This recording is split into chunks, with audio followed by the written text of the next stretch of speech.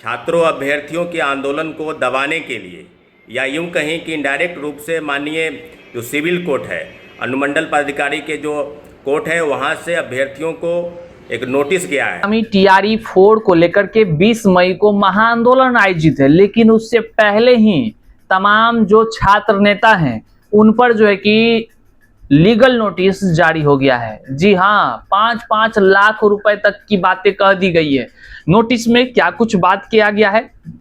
Notice ऐसा वैसा नहीं है, कानूनी रूप से बहुत मजबूत नोटिस है, एकदम कोर्ट से वो नोटिस जारी हुआ है।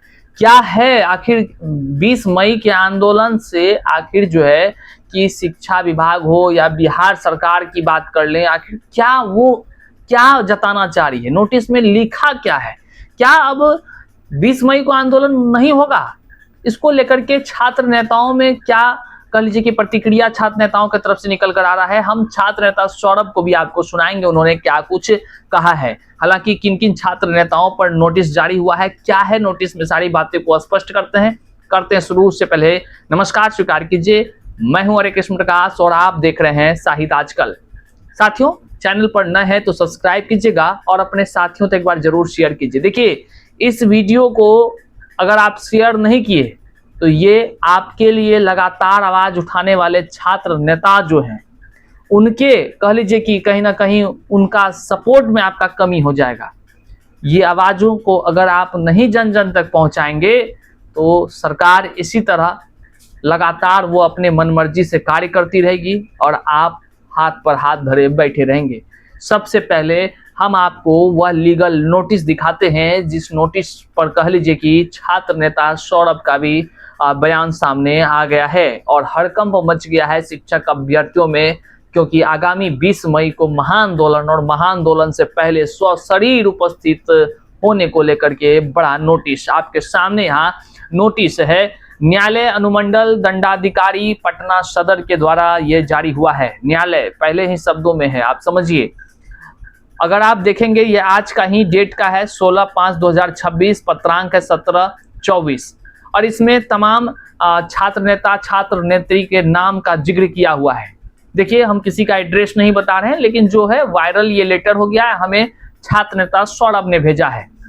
खुशबू पाठक का नाम है पहला, दूसरा सौरभ कुमार का नाम है, तीसरा जो है कि अगर आप बात करें तो अर्चना कुमारी नाम है, चौथा विकेश भट्ट का नाम है, पांचवा MP यादव का नाम है और छठा मनीष यादव का नाम है, सातवां रिंकल यादव का नाम है, आठवां मनीष आनंद वर्तमान में छात्र नेता पटना यूनिवर्सिटी।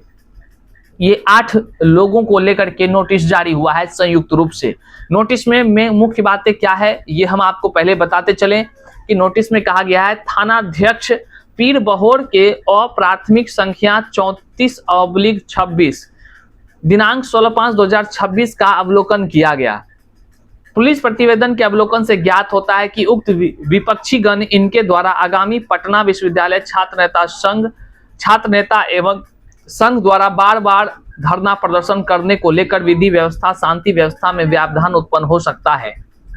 सदाचार बनाए रखने के लिए प्रतिबंधित करने की अनुशंसा किया गया है। अतः पुलिस प्रतिवेदन से संतुष्ट होकर पटना विश्वविद्यालय छात्र नेता एवं संघ द्वारा बार बार धरना प्रदर्शन करने को लेकर विधि व्यवस्था एवं शांति व्यवस्था बनाए रखने हेतु द्वितीय पक्ष के विरुद्ध BNS धारा 126 के तहत कार्यवाही प्रारंभ की जाती है। सूचना निर्गत करने के दिनांक 18/5/2026 को इस न्यायालय में सौदेह उपस्थित होकर के कारण परीक्षा दाखिल करें कि क्यों नहीं आपके विरुद्ध 1 वर्ष तक शांति व्यवस्था बनाए रखने हेतु सदाचार बनाए रखने के लिए 5 लाख रुपए एवं इसी राशि के बराबर 2 प्रतिभूति के साथ बंद पत्र दाखिल करने का आदेश पारित किया जाए।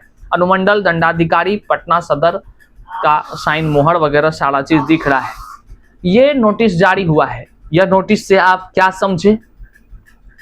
इसमें TRE 4 का चर्चा नहीं है, लेकिन बार बार आंदोलन होने की चर्चा जरूर है। पटना कॉलेज से आंदोलन शुरू होती है, काफी भीड़ लगता है, ऐसा कहा जा रहा है। शांति व्यवस्था विधि व्यवस्था प्रभावित होता है, ऐसा कहा जा रहा है। वहीं BNS की धारा 126 के तहत जो है कि जो धारा बताया गया वो तो आपने देखा है। इस पर छात्र नेता सौरभ कुमार क्या कुछ प्रतिक्रिया दे रहे हैं वो आप देख लीजिए और अभ्यर्थियों का क्या प्रतिक्रिया आ रहा है, अलग अलग सोशल मीडिया पर पोस्ट जारी हो रहा है, उसमें क्या कुछ कहा जा रहा है, वह भी हम आपको आगे वीडियो में बताते हैं। साथियों जय हिंद।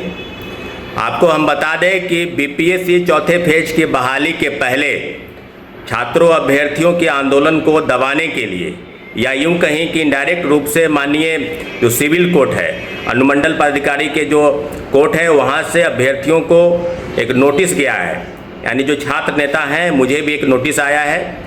उस नोटिस के बारे में आपको जानकारी दे दें कि धारा 100 बीएनएस की धारा 126 यानी जो विधि व्यवस्था है, जो शांतिपूर्वक जो आंदोलन होते हैं या नहीं होते हैं, उन सब को एक तरीके से जाकर न्यायालय में यानी 18 मई को जाकर न्यायालय में के समक्ष उपस्थित होना है। और पूरी तरीके से आपको बता दें कि जो जिस तरह की चीज़ें चल रही है, छात्रों अभ्यर्थियों के ऊपर जो कानूनी कार्रवाई की गई आंदोलन के बाद, लगभग 5000 अज्ञात लोगों के ऊपर एफआईआर और 4 हमारे साथी को जेल भेजा गया। उसके बाद एक और कानून का डंडा चला है। बिल्कुल सही रूप से कानून का सम्मान करना है। जब अनुमंडल पदाधिकारी के न्यायालय से जब नोटिस आया है तो सशरीर 18 मई को वहाँ उपस्थित होना है।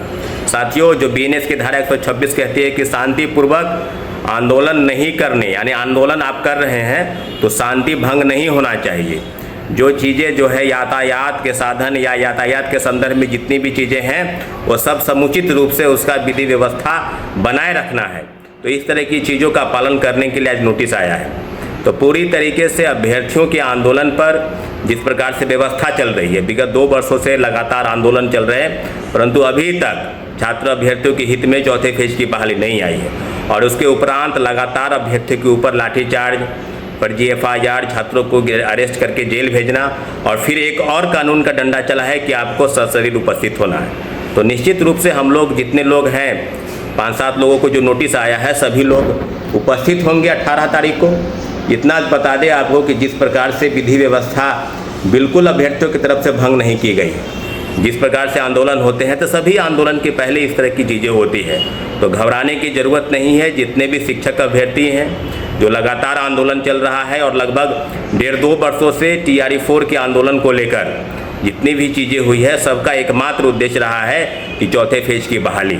और जब नए शिक्षा मंत्री मिथिलेश तिवारी जी ने बार बार आश्वासन दिया कि हम बहुत जल्द, जिस दिन वो ज्वाइन कर रहे थे उसके ही अगले दिन उन्होंने कहा कि हमको 10 दिन का मोहलत दीजिए, हम चौथे फेज की बहाली हेतु जितने भी विभागीय कार्रवाई है या विभाग स्तर से जो भी होना है उसको अपने स्तर से करके हम जल्द ही जल्द सब चीज़ों पर आप लोगों को जवाब देंगे। और मीडिया के समक्ष फिर जब आए तो फिर वही गोल गोल लच्छेदार भाषा का इस्तेमाल करने लगे कि हम बहुत जल्द करेंगे।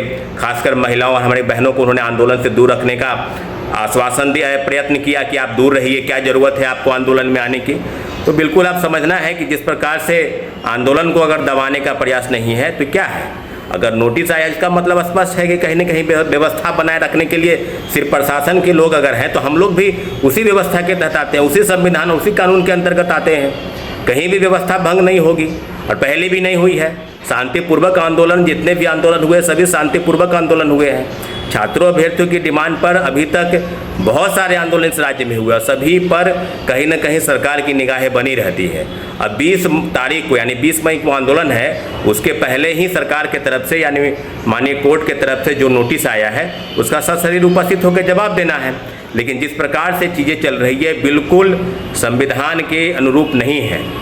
संविधान और कानून के लिए बिल्कुल ये उचित नहीं है कि छात्रों अभ्यर्थियों को इस प्रकार से नोटिस और छात्र नेताओं को नोटिस देकर उन्हें डराया धमकाया जाए। तो बिल्कुल डरने की ज़रूरत नहीं है। हम लोग कानून का सम्मान करते हैं, कानून का सम्मान करेंगे और सशरीर उपस्थित होंगे। लेकिन आंदोलन जो है 20 तारीख को, वो आंदोलन बिल्कुल होगा। छात्रों अभ्यर्थियों के हक में जो आवाज़ है वो बुलंद रहेगी। और 20 तारीख को सारे शिक्षक अभ्यर्थी जो है पटना कॉलेज, पटना विश्वविद्यालय के पटना कॉलेज से उपस्थित होंगे और अपने अपनी मांगों को लेकर सरकार तक ले जाएंगे। बहुत बहुत धन्यवाद। तो आपने देखा छात्र नेता सौरभ ने क्या कुछ कहा है। अब इस वीडियो को आप जन जन तक जरूर शेयर कर लीजिए, अपने सभी सोशल साइट, सभी स्टेटस पर इस लिंक को जरूर शेयर कीजिएगा ताकि आपकी बातें सरकार तक भी पहुंच सके। वहीं पे शिक्षा सारथी नाम के यूजर्स ट्विटर पर लिखते हैं, TRE-4 अभ्यर्थियों की आवाज उठाना, शांतिपूर्ण आंदोलन करना और अपने हक की मांग करना कोई अपराध नहीं है। लोकतंत्र में छात्रों की बात सुनने के बजाय नोटिस और दबाव की राजनीति करना बेहद दुर्भाग्यपूर्ण है। सरकार को अभ्यर्थियों की मांग पर संवाद करना चाहिए, आवाज दबाने की कोशिश नहीं।